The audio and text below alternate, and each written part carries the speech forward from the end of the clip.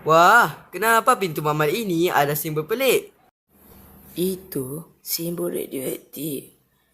Di sebaliknya tersimpan satu rahsia sains. Rahsia? Saya nak tahu. Selamat datang, Ejen Amir. Bersedia untuk misi? Kalau ada pengembaraan, saya memang setuju. Portal diaktifkan. 3, 2, 1. Shoo. Atau ini bercahaya? Tepat sekali. Itulah yang dipanggil sebagai keradioaktifan. Nukleus ini tidak stabil. Untuk menjadi stabil, ia memancarkan sinaran. Ada 3 jenis setoran iaitu alfa, beta dan gamma Y. Patutlah setiap satu perlukan perlindungan yang berbeza.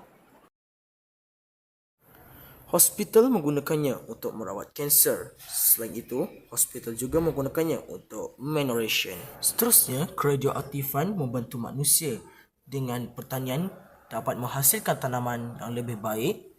Industri dapat mengesan kebocoran paip dan akhir sekali, loji nuklear dapat menjanakan elektrik.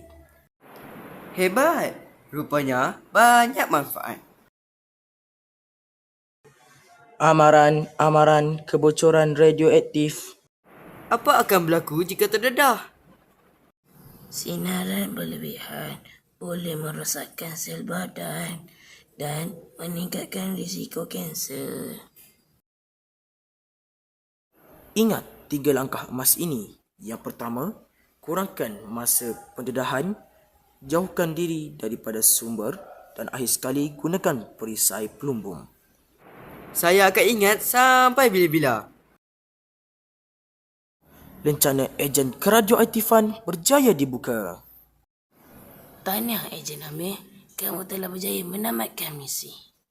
Sekarang saya faham bahawa keradioaktifan bukan sekadar berbahaya, tetapi juga sangat berguna jika digunakan dengan betul.